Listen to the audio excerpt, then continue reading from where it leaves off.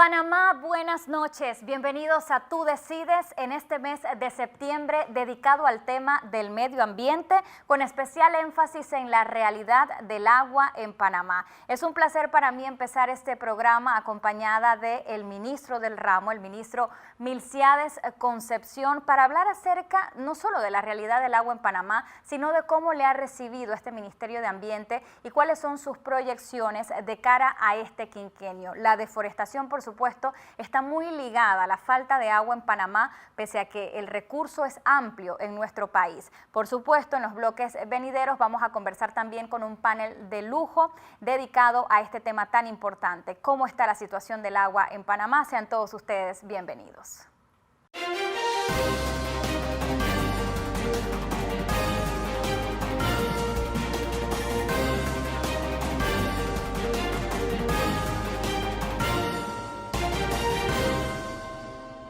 Bueno, y les decía que en este primer bloque estoy en compañía del ministro Milciades Concepción. Quiero presentárselos, leerles un poco también de su biografía porque tiene muy bien por qué saberlo. En primera instancia les digo que es orgullo de mi tierra, oriundo de la provincia de Veraguas. Está asumiendo este reto en estos 5 años como ministro de Ambiente. Es ingeniero agrónomo por la Universidad de Panamá. Tiene una maestría en Ecología y Conservación en la USMA. Fue coordinador senior ambiental del proyecto para estudios del embalse del río Indio en la PNUD y con la ACP, gerente ambiental de ETESA, gerente ambiental del IRRE, jefe del Departamento de Manejo de Cuencas Hidrográficas del IRRE, consultor y auditor ambiental. Y entre el año 2004 y 2009 fue diputado de la República y presentó al menos 10 iniciativas relacionadas a proyectos de ley ambientales, y es un honor tenerlo entonces en nuestro programa Tú Decides para este mes de septiembre. Bienvenido, ministro, qué gusto que nos pueda acompañar. Yo le quiero recibir primero dándole la bienvenida desde este recinto. Usted está empezando una administración en el Ministerio de Ambiente que se eleva a ministerio precisamente en el año 2015, pero que desde la fecha ha recibido muchas críticas porque pasó de la ANAM a ser un ministerio, pero muchos dicen, ¿qué ha pasado? ¿Realmente se ve esta cuota en mejores políticas ambientales? Y le han valido críticas a la institución porque se le ha canalizado más presupuesto, piensan algunos, pero no se ve en los indicadores ambientales, en las políticas ambientales. ¿Cuál es su proyección de cara a estos 5 años? Encontramos un Ministerio de Ambiente con muchos problemas. Como bien lo dijo, los indicadores ambientales son críticos, lo cual nos indica que hay una crisis ambiental en el país. Y el Ministerio de Ambiente también está desconectado con la sociedad. El artículo 119 de la Constitución establece que la gestión ambiental, proteger el ambiente, es una responsabilidad de todos los panameños. El Ministerio de Ambiente es el rector ambiental, pero solo no puede. En ese sentido, lo primero que hemos hecho en estos 2 meses es conectarnos con los grupos ambientalistas, con ONGs, con la empresa privada, con los municipios, organizaciones de ciudadanos, porque la gestión ambiental y el desarrollo sostenible es una tarea de todos. Y yo creo que estamos enfrentando la solución al problema con esa capacidad de conectarnos con la sociedad, y hemos recibido un gran apoyo y no tenemos la menor duda que entre todos vamos a sacar a Panamá de esa crisis ambiental. Hablemos un poquito de la ejecución del presupuesto actual. Usted recibe la institución ejecutando un presupuesto ya establecido. Próximamente se va a dar la vista presupuestaria para el presupuesto ya dentro de su gobierno para este año 2020. ¿Se siente conforme usted con lo que le asignan para este nuevo año y cómo ha sido la ejecución en estos últimos meses? El Ministerio de Ambiente solamente cuenta con 1.700 funcionarios, de los cuales 250 son guardaparques y inspectores ambientales no tenemos. Entonces, por más presupuesto que tenga el Ministerio de Ambiente, que de hecho se necesita más, no va a ser suficiente para hacer una verdadera gestión ambiental en el país. Por eso nuestro trabajo está abocado a hacer una alianza con la Policía Nacional para que nos ayuden en esa inspección, fiscalización y control ambiental a nivel nacional, con los ONG, con las juntas comunales, con los alcaldes, ya que el presupuesto, aunque los dupliquen, no va a alcanzar para proteger los 75.000 kilómetros cuadrados que tiene nuestro país. Entonces, definitivamente que se necesita más presupuesto y lo vamos a lograr. Nosotros estamos ahora en conversación con organismos internacionales para conseguir más donaciones, presupuestos no reembolsables, y en estos momentos a nivel de los proyectos por el cambio climático, muchos donantes internacionales, y que de hecho el Ministerio de Ambiente tiene varios proyectos sobre cambio climático, medidas de adaptación y mitigación, en conjunto con el Ministerio de Desarrollo Agropecuario, SINAPROF. Entonces queremos seguir profundizando con nuestros agricultores para que tengan más prácticas amigables con el medio ambiente, pero también vamos a controlar la deforestación, que la mitad del país ya no tiene cobertura boscosa. La calidad del agua de nuestros ríos es crítica. La basura es alarmante en nuestras cuencas hidrográficas. Los agroquímicos se utilizan por doquier sin ningún control. Así que en ese sentido nosotros estamos programados en equipo con las demás instituciones y alineados con la sociedad para hacerle frente al problema ambiental. Y le entiendo que ante pues, la falta del presupuesto necesario, me parece atinada esta alianza con la sociedad y con las demás instituciones. ¿Cuántos Policía Ecológica le coopera a usted en el tema ambiental? La Policía Ecológica, que se está transformando en Policía Ambiental, Rural y de Turismo, tiene aproximadamente 450 unidades, pero se le están adhiriendo más pie de fuerza, y de hecho en estos días tuvimos una reunión con el comisionado jefe de la Policía Ambiental y ya estamos reforzando más áreas protegidas con mayor cantidad de policías ambientales. Porque parece irrisoria para la cuota de deforestación que hay actualmente, y creo que en ese punto es necesario hacer ajustes. ¿El presupuesto para el año 2020 más o menos por dónde ronda? ¿Es menor al del 2019? ¿Qué cifra maneja hasta la fecha, ministro? Como encontramos las arcas del Estado en situación crítica y con esta recesión o diríamos que no hay un auge económico, el presupuesto para el próximo año va a ser menor, no solamente para el Ministerio de Ambiente, sino también para todas las instituciones. Nosotros vamos a recibir menos 19 millones de balboas en el presupuesto del próximo año. ¿Y su sentir frente a eso entorpece entonces sus aspiraciones, llegando usted a un ministerio? Claro, pero queremos ser positivos y unificar esfuerzos con todas las instituciones, con la fuerza pública, con la sociedad, para subsanar pues, ese déficit presupuestario que se da, porque el problema ambiental en muchos casos es que no se cumplen las normas ambientales y el Ministerio de Ambiente no está en capacidad solo con la poco personal que tiene.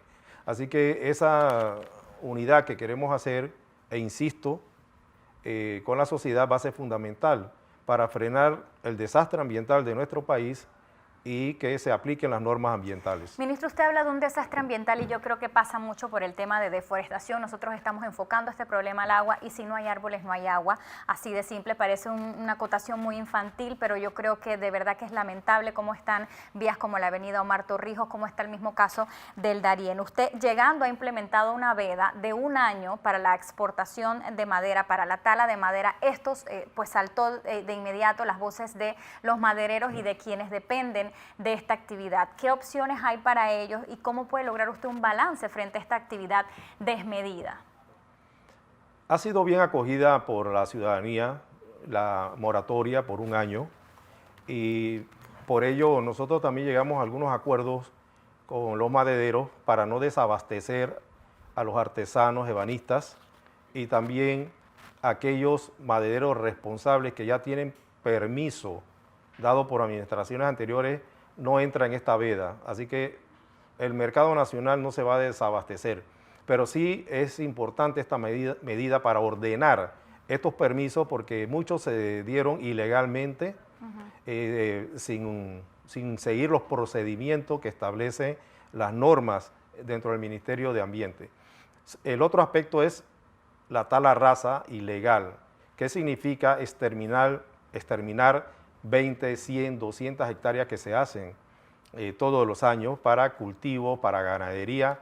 En ese sentido también nosotros tenemos tareas específicas y actividades con la Policía Nacional, Senafrón y Senan, para que en ese año ordenar y reprimir la tala ilegal, que es la que más daño le hace al país. El 90% calculamos de la tala ilegal, la tala rasa, es la responsable de esa deforestación. Me detengo ahí un momento, precisamente estamos viendo ahora imágenes de cómo está la situación en el Darién, que si no le ponemos una mano dura, ministra, y ese es el reto suyo, va a terminar siendo un potrero. ¿Cómo se traslada madera de manera ilegal? Eso da pie a muchas especulaciones. ¿Hay complicidad de las autoridades en esto? ¿Qué va a hacer usted con esto? Hubo complicidad, porque nosotros estamos depurando el Ministerio de Ambiente para que no exista corrupción. En periodos anteriores hubo demasiada corrupción, vendían los permisos, miraban para otro lugar, y no solamente funcionarios del Ministerio de Ambiente, sino los puestos de control, otros funcionarios de otras instituciones, inclusive algunos miembros de la Policía Nacional, también se hacían la vista gorda. Entonces, ya eso lo estamos controlando a lo interno del Ministerio de Ambiente y también con los estamentos de seguridad para que esto no suceda. Una verdadera supervisión y control en los puestos, en las supervisiones. También contamos con el servicio de satélites. Estamos observando nuestros bosques con satélites desde hace 2 meses, y en ese sentido nos hemos dado cuenta de algunas talas ilegal y le hemos caído con la Policía Nacional directamente. Así que vamos a seguir profundizando esa supervisión y control con los satélites. ¿Ha habido alguna certeza del castigo para quienes estuvieron involucrados en estos actos? Porque se pueden traficar sustancias, cosas pequeñas, pero madera parece ilógico que se pueda traficar ilegalmente, con tantos retenes, sobre todo en el área del Darién. El problema es que como era legal, pero con un sustento ilegal, no dejaron pruebas.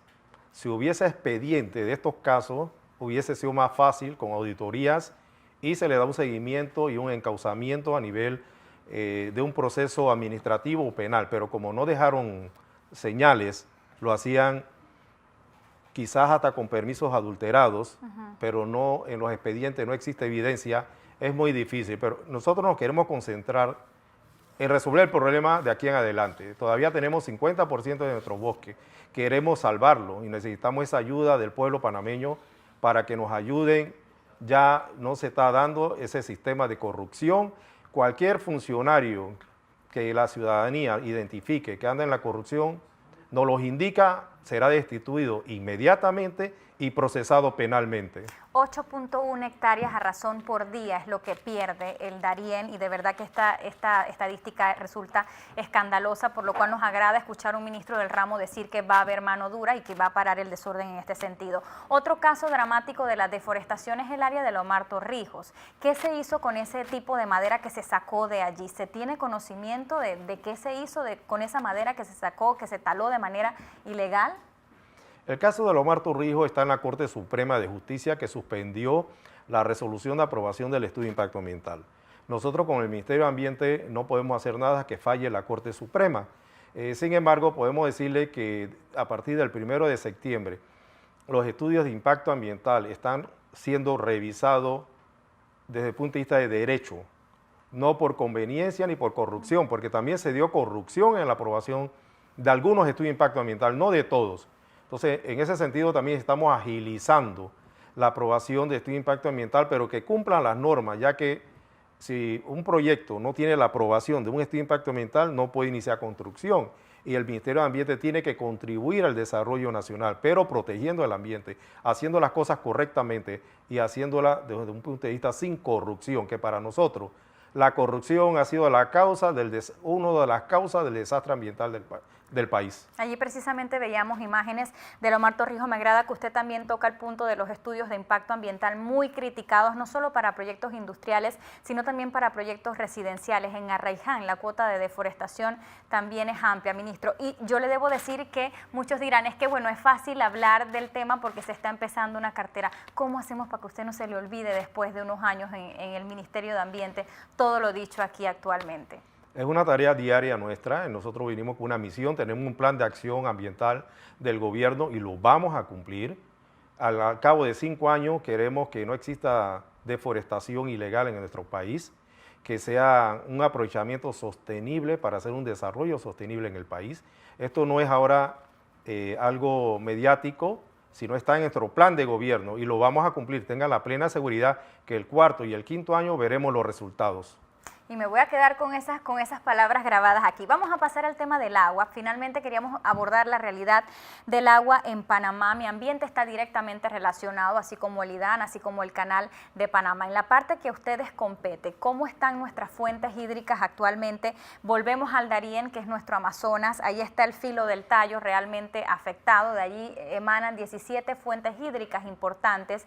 Ya la cuenca del Chucunaque no es navegable y todo eso lo ha causado la deforestación que atiende precisamente el Ministerio de Ambiente. Háblenos de esos casos, ministro, y de las fuentes hídricas en general. ¿Cómo están actualmente? Las fuentes hídricas se afectan directamente por dos causas principales. Uno es el cambio climático, que acentúa la sequía y acentúa las inundaciones en el caso del invierno o en la estación lluviosa, y la deforestación. Al usted deforestar las cuencas hidrográficas, el agua inmediatamente se va para el río y para el mar. Claro. No lo retiene la tierra, no la absorbe. Entonces el nivel de los ríos baja inmediatamente cuando deja de llover. Por eso ahora los veranos inician más temprano y terminan más tarde. Entonces, y en el invierno hay muchas inundaciones, precisamente porque la tierra en las cuencas hidrográficas, por la deforestación y el cambio climático, no absorbe el agua. Nosotros está todo ligado.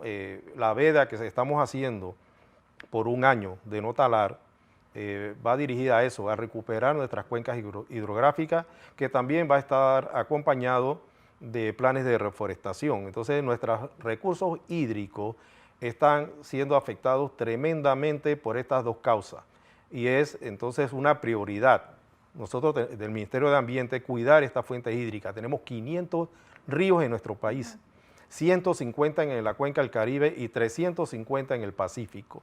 La gran mayoría o están contaminados o están desprovistas de la cobertura boscosa. En Darién hemos perdido el 20% de nuestros bosques. Por eso los ríos que usted hacía mención están prácticamente no navegables. Claro. Solamente en pocos meses del año están navegables. Entonces, nosotros queremos llamar la atención a los ciudadanos que se incorporen a cuidar la naturaleza con el Ministerio del Ambiente, porque dentro de poco no vamos a tener agua en nuestro país. Claro. Y las fuentes hídricas, donde están las tomas de agua, ya estamos viviendo ese desastre en el IDAN, en los acueductos rurales, en los acueductos de la ciudad de Panamá, en Arraiján y en Darién. Es por la deforestación, la contaminación, no respetamos los árboles que están al lado de los ríos y las quebradas. Entonces, el Ministerio de Ambiente tenga la plena seguridad que hoy día va a ser enérgico, pero necesitamos la colaboración de los ciudadanos.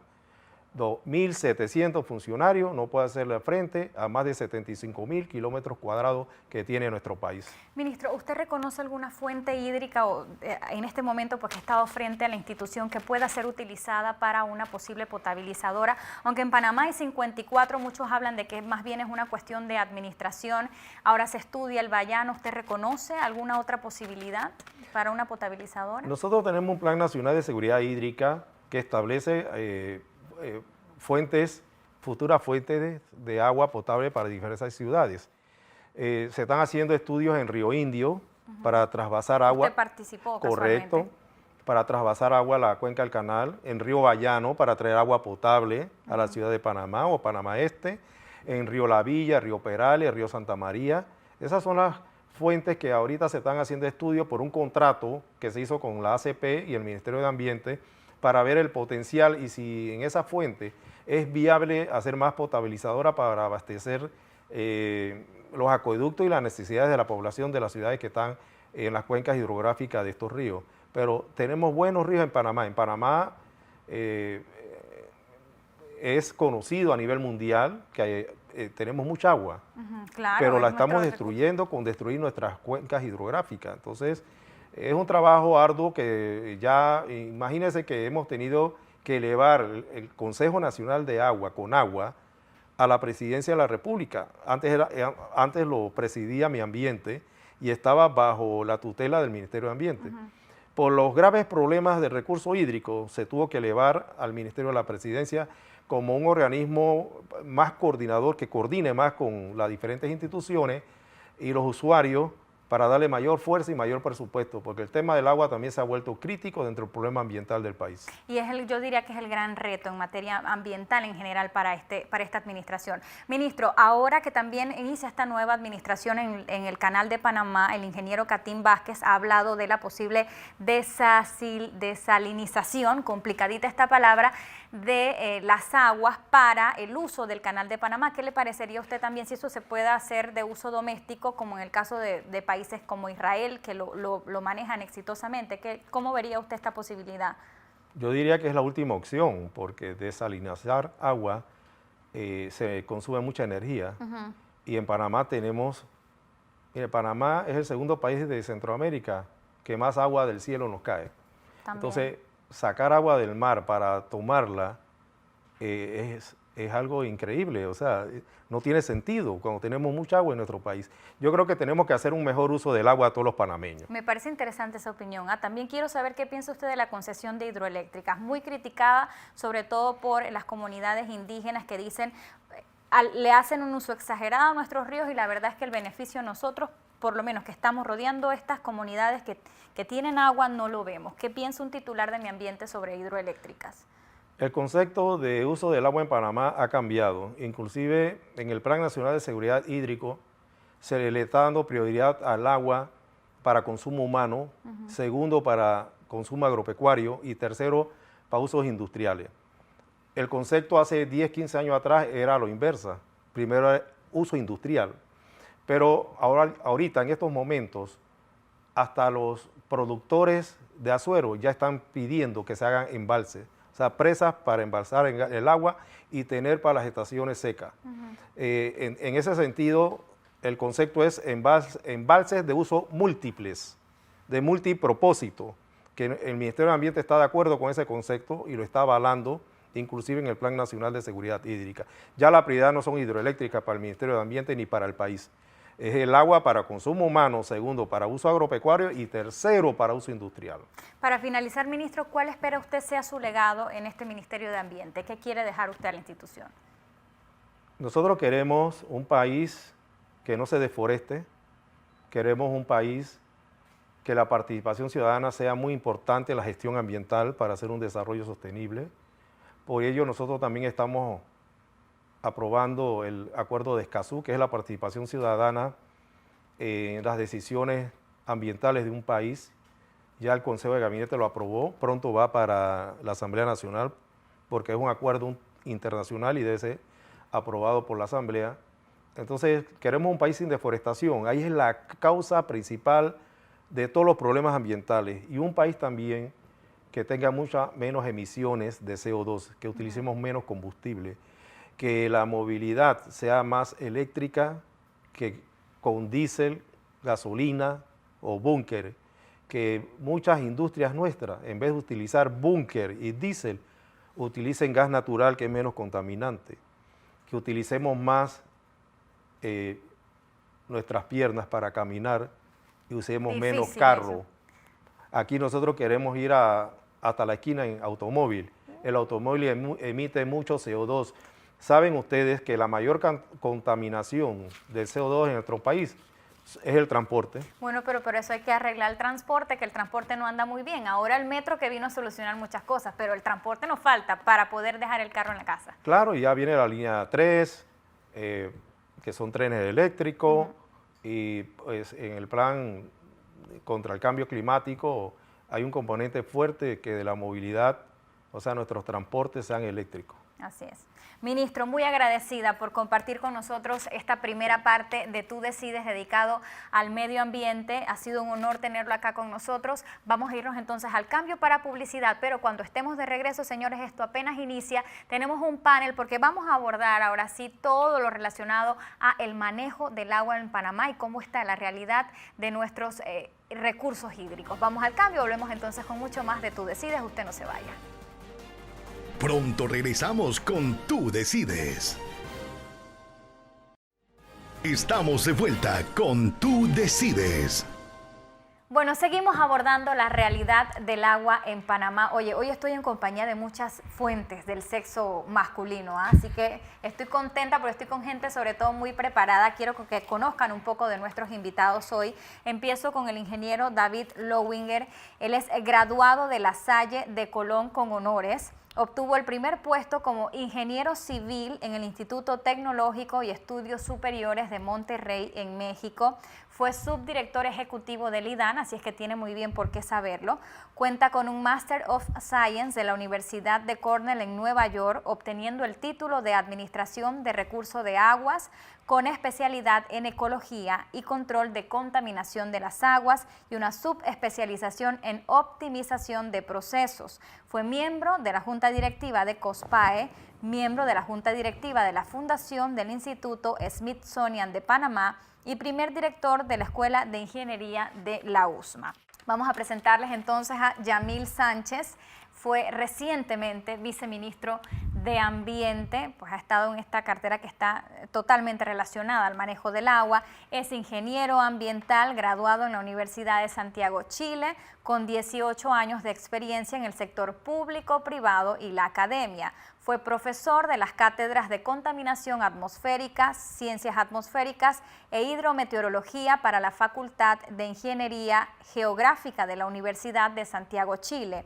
En el sector público ha trabajado en la formulación e implementación de políticas ambientales asociadas al cambio climático, biodiversidad, forestal, agua, áreas protegidas y evaluación del impacto ambiental. Como les decía, recientemente viceministro de Ambiente y también pues entra a la institución como director de calidad ambiental. En el sector privado también se ha destacado en proyectos de desarrollo sostenible, agua, desechos y restauración de paisajes degradados en el sector extractivo. Eso por mencionarles algunos detalles, porque de verdad que estos caballeros están muy preparados. Pero si les sigo leyendo me voy a quedar sin voz y tenemos que avanzar en el Tú Decides de esta noche. Les doy la bienvenida a ambos. Me encanta recibirlos. Hasta hace poco estuve conversando con el ministro de Ambiente y le decía que es increíble que en Panamá pasemos problemas con el agua, para hacer llegar el agua a muchas comunidades, porque es nuestro recurso primero. Tenemos una administración exitosa del Canal de Panamá cuyo recurso básicamente es el agua. Entonces le pregunto, ingeniero, ¿por qué en un país que tiene tanta agua pasamos tanto páramo? ¿Es una cuestión de administración, es una cuestión de manejo, es una cuestión de cultura, de presupuesto? ¿Cómo lo aprecia usted? Muchas gracias. Creo yo, digo, y cada persona tiene su librito y opinan diferentes, pero una de las cosas más principales es la falta de administración, de una buena administración, y falta tal vez de conocimientos. Hace poco, precisamente aquí, yo mencioné de que a veces ponen a personas a cargo de ciertos puestos para que maneje el agua, pero no es más cuestión de manejar el agua, es conocer el agua, es saber qué es, la indispensabilidad de la misma. Nosotros tenemos de verdad, como dijo el ministro, una buena cantidad de recursos. Si comparamos con Israel, cuando se habla de la desalinización, nosotros no necesitamos hacerlo, allá sí, para tomar agua potable. ¿Por qué? Porque ellos no tienen los recursos que nosotros tenemos. Esa es la diferencia. Cielo desértico. Correcto, y así están todos los países alrededor de Israel. Pero nosotros sí lo tenemos. Desafortunadamente, por ejemplo, una de las cosas que no se ha hecho es tomar el recurso agua como algo importante para el gobierno. El gobierno central es el que debiera decidir, esto es prioridad.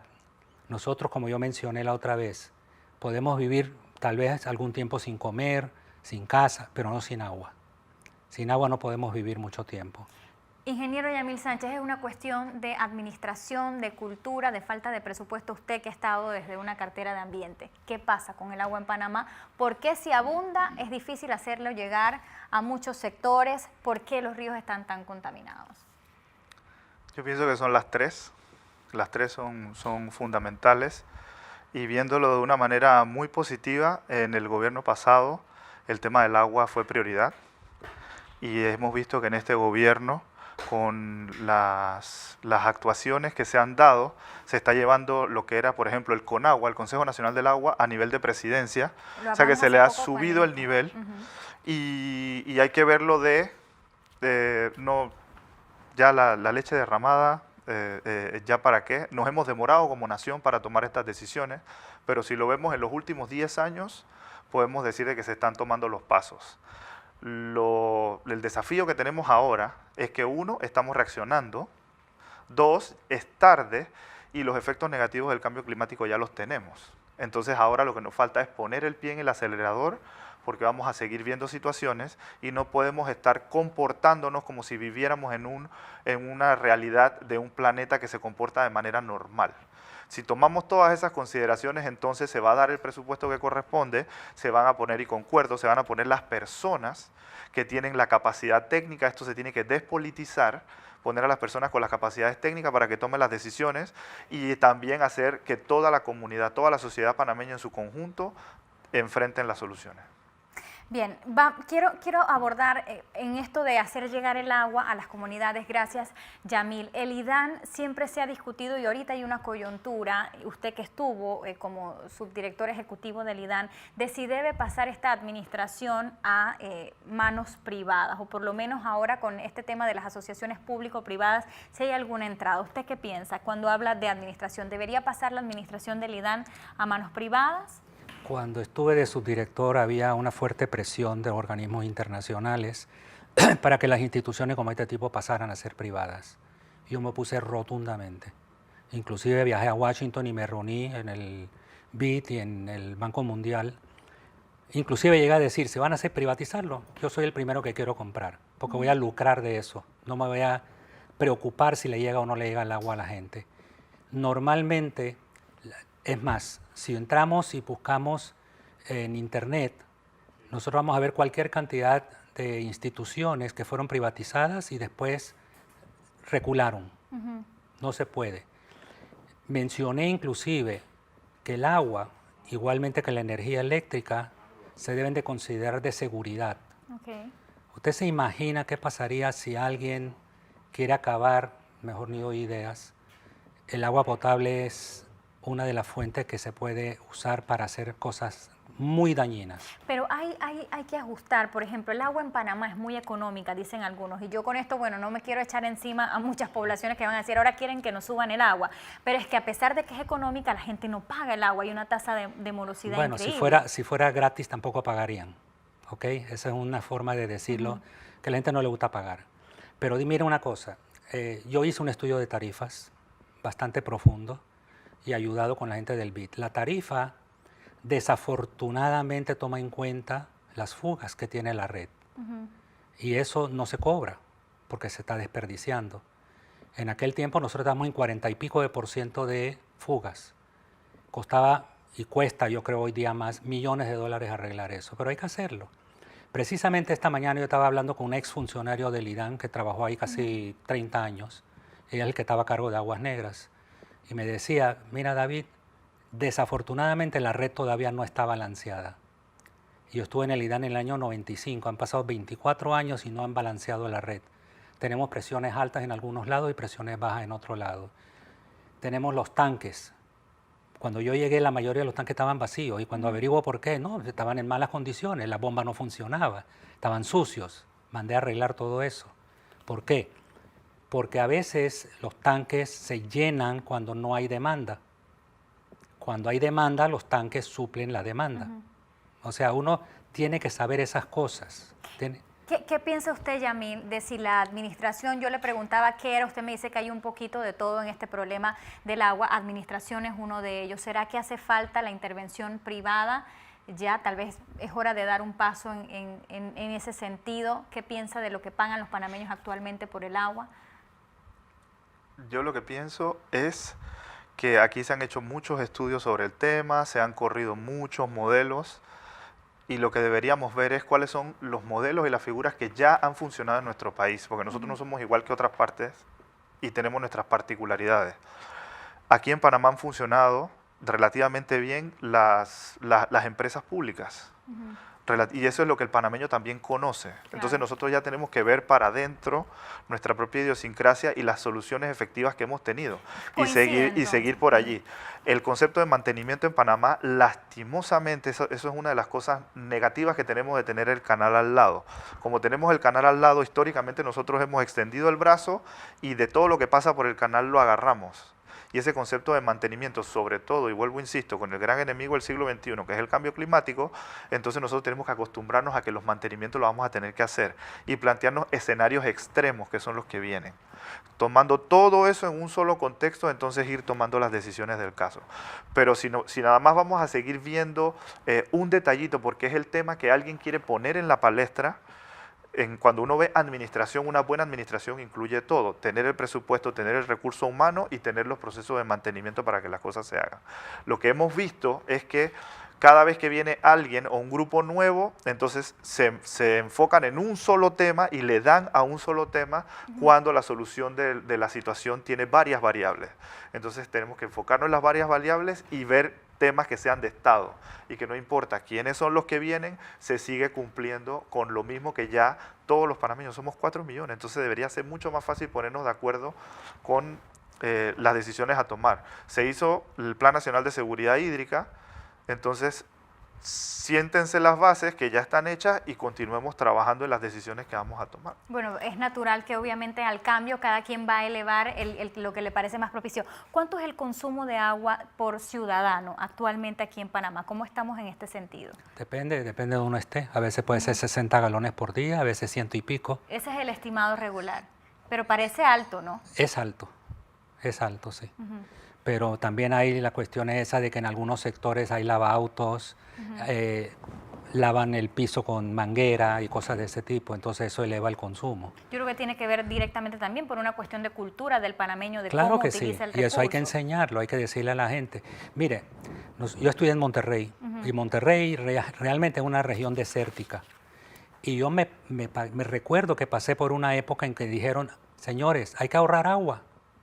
Y empezó una campaña fuerte, a tal punto de que uno iba al baño y decían, no jale la cadena, no importa, deja que otro la use encima, que eso no importa, cosas de ese tipo. Lavarse las manos, cierra la llave, lava los dientes, cierra la llave, etcétera, etcétera. Una gotita de agua que ahorremos, si lo multiplicamos por toda la cantidad, es mucho. Pero no ha habido nunca aquí una campaña de ese tipo. Ahora, nosotros tenemos bastante agua. O esfuerzos muy mínimos para. Sí, nosotros tenemos bastante agua y tal vez por eso la gente piensa que no tenemos problemas. Tenemos graves problemas, muy graves. Desafortunadamente no lo vemos. ¿Me entiende? Si yo le tuviera que preguntar a usted, Yamil, sobre el tema de la contaminación del agua que tanto nos afecta, ¿cuáles son los aspectos que más afectan en este sentido de contaminación? Es decir, ¿qué es lo que contamina en primera instancia nuestros ríos y cómo aprecia la calidad de nuestras fuentes hídricas actualmente? Si hay que hacer una radiografía de la situación hídrica en Panamá, deberíamos decir que la parte baja de las cuencas y donde se concentra la mayor cantidad de población están contaminadas. En las partes medias de las cuencas y dependiendo de la zona del país, si son zonas donde hay mayor actividades agropecuarias, podemos tener cierto tipo de contaminantes químicos y el agua podría estar en una calidad mediana, si se puede decir de alguna forma, y en las partes altas, gracias a Dios, todavía tenemos buenas fuentes de agua, dependiendo si hay actividad, ya sea por tipo de alguna industria extractiva o si hay algún tipo de población que tenga costumbres agrícolas ganaderas, que son muy focalizadas. Y las tres grandes principales fuentes de contaminación en Panamá son los sedimentos, producto de la deforestación, el tema de la basura y el tema de las aguas servidas. Lastimosamente, Panamá no es un país industrializado, así que nosotros es muy focalizado en los lugares, no estoy diciendo que no hay, pero está muy focalizado y se sabe dónde son los lugares que hay. Por ejemplo, en el área de Azuero, tú puedes tener contaminación por temas de químicos y sobre todo por industria porcina o temas de agroquímicos. Claro. Pero no somos un país industrializado, así que no tenemos tantos, pero sí con el tema de los sedimentos, el tema de las aguas servidas y el tema de la basura, ahí es donde nosotros deberíamos enfocarnos para mejorar la calidad de agua. Y es sobre todo en la parte baja, que es llegando a la desembocadura hacia el océano, sobre todo en este mes, el mes de los océanos.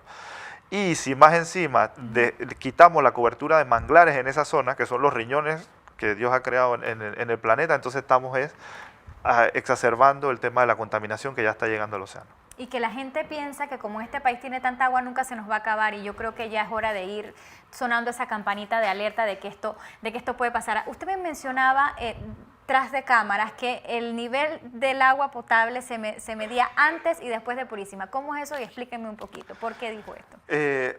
Por el comentario que estábamos viendo del tema de la percepción y la sensación que tiene la gente del agua. O sea, lastimosamente, después que se dio el evento de la Purísima, donde las zonas más pobladas de la ciudad vieron que salía el agua chocolate de sus grifos, claro, ahí ha venido un antes y un después. A pesar de que el IDAN cumpla con todas las mediciones y que el agua potable que se está dando, yo personalmente sigo tomando agua del grifo. Claro, yo también, usted también lo hace, ¿verdad? Sigo tomando agua de grifo porque sé que el agua de botella, las condiciones que tiene, y no por el proceso de embotellamiento, sino en la guarda que tienen las botellas de agua. La gran mayoría del panameño que consume agua del chinito de la tienda, si supieran dónde el chinito tira las botellas que están al aire libre y todo ese sol le pega a la botella plástica y todas esas bacterias salen, pero preferimos ir y comprar la botella que seguir consumiendo el agua del grifo. El tema está en lo impactante que fue en el hecho de saber, y hemos visto que con todos los arreglos que se están dando en las tuberías de agua, la gente ha recibido agua chocolate, agua blanca, agua de todo tipo, que son esos procesos de limpieza cuando se están haciendo mantenimientos en las líneas o cuando se están construyendo nuevas tuberías. Eso afecta a la población por un tema de cultura, de que hay que educarlos y que entiendan que no van a recibir efectos, pero que no se ve bien, obviamente. Y tenemos varios videos de denuncias comunitarias que nos llegan precisamente hablando de la turbiedad del agua. Usted conversaba en una entrevista anteriormente y decía, hay tantos casos de gastroenteritis que probablemente guarden relación con el agua. A mí me alarmó eso porque nosotros vemos índices de cómo se disparan las diarreas en áreas como San Miguelito, por ejemplo, y muchos no exploran que el agua puede ser una vía. Pero entonces, ¿no es esto un mal mensaje a la población de si es tan potable como nosotros pensamos el agua? ¿Qué opina? No, al contrario, yo creo que sí hay que decirlo, pero hay que tomar las medidas necesarias. Un ejemplo, hervir el agua y colarla con un colador de tela. Eso ayudaría mucho. También en casa, ¿no? O poner los filtros, pero con los filtros también hay que tener cuidado, ¿no? Claro. Porque con los filtros al principio funcionan bien, pero después hay que lavarlos. Porque eso va acumulando, se vuelven bacterias, entonces hay que lavarlo, hay que quitarlo, ponerle el agua en sentido contrario y después volverlo a poner. O cambiarlo. ¿Podemos presumir que estos casos que se disparan de gastroenteritis, diarrea, tienen que ver con el agua? ¿No es una especulación? Digo, no puedo asegurarlo 100%, pero yo sí creo que hay un gran porcentaje. La prueba está que en la Caja del Seguro Social lo dijeron. Trate de conseguir una cita con un gastroenterólogo, se la van a dar en 2 o 3 meses porque están llenos, ¿me entiendes? Entonces yo sí creo que hay un problema grave. Vuelvo a decir lo mismo, el gobierno tiene que involucrarse y hacer saber a la población qué hacer en estos casos, porque la gente no sabe. Como decía también el viceministro, la escorrentía, debido a la tala de árboles, la escorrentía es mayor, va, por ejemplo, en el agua Alajuela, y no sé si la planta potabilizadora hoy en día, lo estaba en una época, pero no sé si hoy en día tiene la capacidad de filtrar toda esa turbidez. Tal vez probablemente no la tenga, ¿me entiendes? Pero las cosas van cambiando. Nosotros no es estático.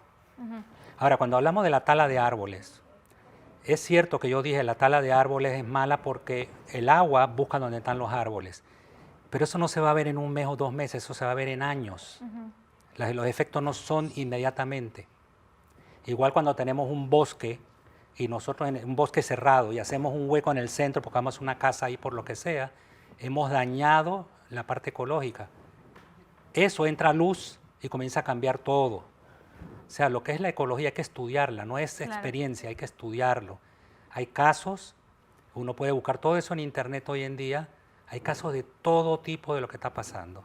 Gracias, ingeniero Lowinwer. Vamos con esto a un cambio para publicidad. A la vuelta seguimos hablando del estado de nuestros ríos. ¿Qué piensan nuestros panelistas sobre las hidroeléctricas, la posibilidad de nuevas potabilizadoras y la cultura en general sobre el manejo del agua en Panamá? Volvemos con más. Pronto regresamos con Tú Decides. Estamos de vuelta con Tú Decides. Bueno, seguimos con Tú Decides, en esta ocasión dedicado a la realidad del agua en Panamá. Yo les decía antes de irnos al cambio que me gustaría también conocer la opinión de nuestros panelistas en torno a construir nuevas potabilizadoras. Usted estuvo ingeniero en el IDAN cuando se hablaba de explotar el Bayano en este sentido, pero los años pasan y parece que no se avanza mucho más. ¿Cómo piensa usted que es posible entonces la construcción de más potabilizadoras? ¿Es esto realmente necesario? Ok, afortunadamente yo trabajé en la construcción de la potabilizadora de Chilibre. La conozco bien y conocía las proyecciones. No se llevaron a cabo ninguna de las proyecciones. Simplemente, como dijo el viceministro, no hay mantenimiento, no hay seguimiento, no hay planificación, ni a corto, ni mediano, ni largo plazo. Esa es mi opinión. Siempre cuando hay algún problema, buscamos a alguien que haga un estudio de factibilidad. Hacen el estudio de factibilidad, pero no lo aplican. Y depende quién lo haga, porque la idiosincrasia de nosotros aquí en Panamá normalmente es diferente a gente que viene de afuera y quieren implantar sus ideas y todo eso en lo que no funciona en Panamá. Nosotros teníamos en la potabilizadora de Chilibre un crecimiento, debiera haber un crecimiento y se tomó en cuenta la capacidad del lago Alajuela, pero se tomó también en cuenta el alrededor del lago Alajuela, de que no tenían que haber fincas, no tenía que haber tala de árboles, etcétera, etcétera, ni porquerizas, ni nada de eso. Entonces, ¿qué pasó? No se siguió eso. Hay escorrentía, entonces en el lago, la capacidad del lago disminuyó, no se está pudiendo, es más, tenían que ser dragado y no lo hicieron, etcétera, etcétera. Como yo conocía todo eso, cuando yo llegué de subdirector, no se hablaba de otra potabilizadora. De lo que yo recuerdo, nadie lo hablaba. Yo fui el que traje el tema, va a hacer falta de agua y vamos a traerla de Bayano. Inclusive el presidente nos ayudó y nos dio un helicóptero para que nosotros veamos cómo se podía hacer, etcétera, etcétera. Yo sí creo que tienen que haber otras potabilizadoras. El país está creciendo. Arraiján, sobre todo. Necesita. Arraiján y el país entero. Porque hay una realidad.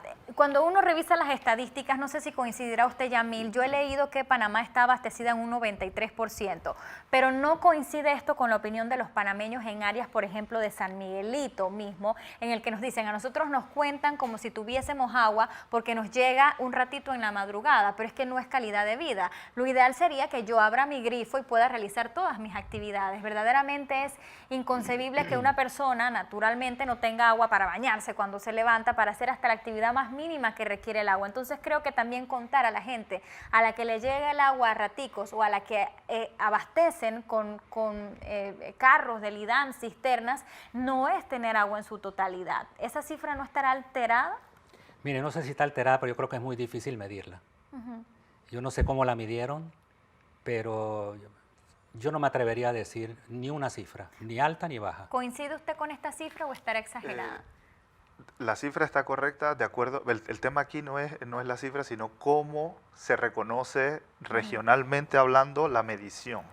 Entonces, es satánica la medición, porque la medición dice que una persona que recibe, aunque sea 1 hora diaria de agua, está contabilizado. No es tener agua para Y para nosotros yo estoy totalmente de acuerdo que la gente se sienta molesta por el número, pero no hay que echarle la culpa al que dice el número.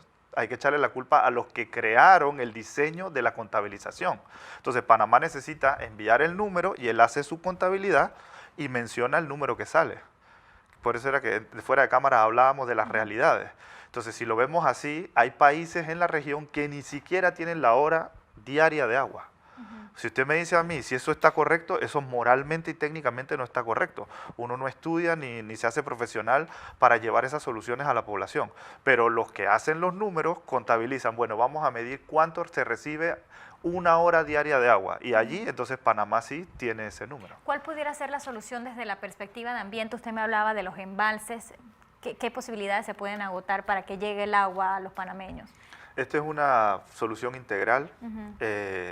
Panamá dio pasos muy buenos cuando hizo el Plan Nacional de Seguridad Hídrica porque todos los usos se pusieron sobre la mesa y se estableció que el consumo humano iba a ser el número 1, la seguridad alimentaria iba a ser el número 2 y después de allí todos los demás usos iban a tener el mismo nivel de importancia y ahora solo toca poner a los mejores panameños sobre la mesa, los que tienen conocimiento en el tema, que sean los que den las soluciones para que los tomadores de decisión entonces decidan.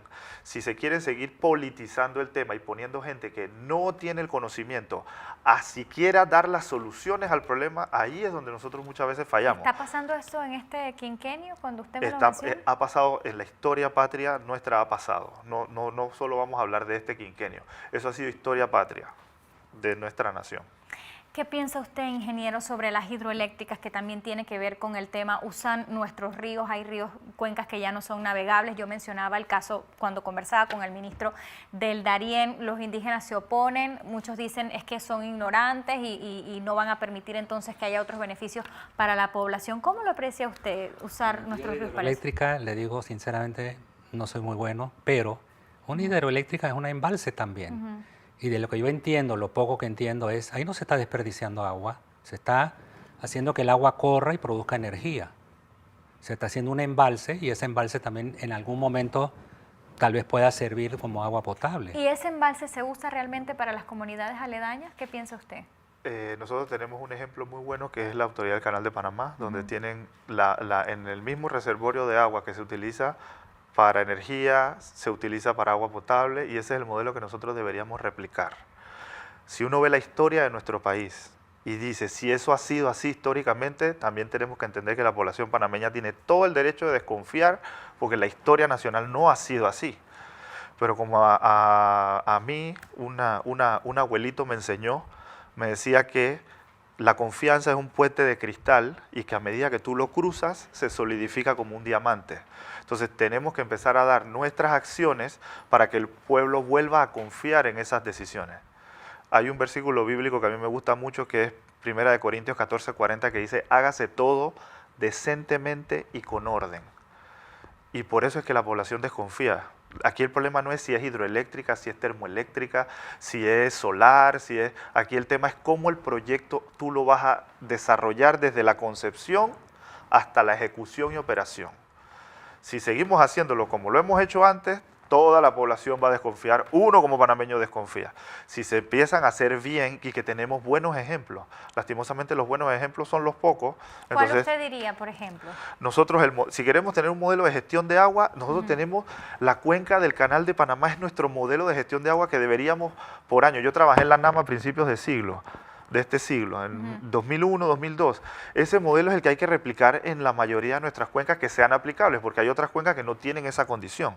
Pero el modelo de gestión hay que hacerlo. Recién O sea, a veces nos dimos martillamos pasos. y usted cree que no es tan negativo entonces No, el manejo de recién Panamá. lo empezamos a hacer cuando el Ministerio de Ambiente en el gobierno anterior contrata a la ACP para hacer los estudios de los reservorios multipropósitos. Esos fueron los primeros pasos. Yo espero y he visto señales de que se va a seguir haciendo y aprendiendo de los errores anteriores. Pero si vamos a llegar como vaqueros, ahí quitando tierra y ahí poniendo, porque aquí llegué yo, eso no va a resultar. Por último, antes de pasar a las conclusiones, para irnos a temas más positivos, yo creo que ha sido bueno el tema de el plástico o a dónde queremos ir en este sentido de eliminar las bolsas plásticas o el plástico de un solo uso. Eso debe definitivamente traer repercusiones positivas en el manejo del agua. ¿Cómo lo aprecia usted? Yo veo que nosotros estamos dando los pasos y como te decía anteriormente, mi única preocupación es si estamos yendo a la velocidad que la crisis climática que hay en el planeta amerita. Entonces, yo celebro, pero nosotros deberíamos tener esfuerzos mucho más profundos porque la realidad que vamos a empezar a vivir ya se está dando. Y aunque hoy se ponga una veda a la tala de 10 años, y eso hay que decirlo claro, que la población sepa de que ya esto viene heredado. Nosotros tenemos que haber tomado estas acciones hace 30 años atrás. Eso no va a parar los tiempos ambientales y eso no va a evitar los huracanes categoría 5 que se están dando en el Caribe y que se van a seguir dando todos los años, porque ya tú estás cosechando algo que no sembraste.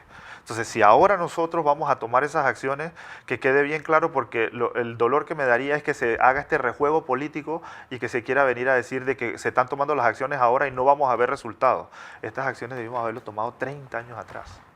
Y hay que tomar acciones mucho más intensas. No todo está perdido. ¿Qué opinión le merece a usted, ingeniero, sobre ahora la nueva regulación sobre el plástico? Mire, lo del plástico y adicional a otras cosas, yo creo que de hace tiempo debimos haber pensado en plantas de reciclaje. No se ha hecho. conocimiento de que hubieron empresas interesadas en hacerlo, pero no se les dio permiso. Pero creo yo, como dijo el viceministro, que tenemos que tomar acción ahora, porque no las tomamos hace tiempo. Y ahí es donde viene la planificación, pero cumplir con la planificación. No es que en un quinquenio hay una planificación y después viene el siguiente y lo cambia. O esto no se aplica porque yo no me llevo con el anterior y entonces voy a hacer algo diferente. No. Aquí quitaron el Ministerio de Planificación y Política Económica. Yo creo que eso era un ente muy importante que existiera aquí en Panamá. Inclusive cuando nosotros trabajamos en estudios de factibilidad, yo tuve la oportunidad en carreteras, en puertos, en varios estudios de factibilidad yo participé. Yo me di cuenta de lo importante que es tener ese ministerio, porque regulaba, planificaba a nivel nacional y que tenía inherencia en todas las instituciones, debiera de tenerla, pero ya no existe. La planificación la dejaron para cada institución y cada institución no tiene los profesionales para tal vez planificar ni a mediano, ni corto, ni largo plazo. Entonces, para finalizar, ¿qué soluciones usted abordaría para que el manejo del agua, la realidad del agua en Panamá sea más íntegra, llegue a más comunidades, se le dé un buen uso doméstico, un buen uso agrícola? ¿Cuáles son sus conclusiones finales? El gobierno central tiene que decir que el agua es importante, es lo más importante, y voy a tomar todos los pasos necesarios para asegurar de que no suceda que hace 30 años no se tomaron. Vamos a plantearlo ahora para que dentro de 30 años esté funcionando. Gracias, ingeniero Lowinger. Por acá sus conclusiones finales, Yamil. Yo tengo mucha fe y esperanza de que nos pondremos de acuerdo. Los panameños hemos demostrado que cuando nos ponemos de acuerdo con ciertos temas, echamos todos la carreta hacia adelante. Lo único que yo pido es que en la echada de esa carreta, los que empujan el arado no miren atrás, sino que continuemos mirando para adelante. Las planificaciones se han dado con el tema del agua. Yo he visto buenas señales del gobierno actual de que le están dando el nivel que corresponde. Ahora lo otro que yo espero es que pongan los jugadores buenos para que lleven esto y que mantengan la comunicación con la población, porque Panamá tiene muchas particularidades y no podemos llegar con una sola receta a la solución a todo. Tenemos zonas costeras, tenemos zonas de alta montaña, tenemos zonas con sus particularidades, tanto geográficas como de población, y a ellos hay que llevarles el mensaje de la gestión del agua. Gracias entonces a David Lowinger y al ingeniero también Yamil Sánchez por acompañarnos en este panel sobre la realidad del agua en Panamá, abordando pues un poquito de este tema que de verdad es tan amplio. Hay mucho que pudiéramos abordar, pero el tiempo en televisión es tan limitado. Queremos agradecerle también a usted su sintonía y poder pues aportar este pequeño granito de arena a abordar qué es lo que está ocurriendo con el agua en Panamá, sobre todo en este mes dedicado al ambiente, dedicado al mes de los océanos. Nos despedimos de esta forma y nos vemos entonces en octubre, en el próximo Tú Decides. Hasta pronto.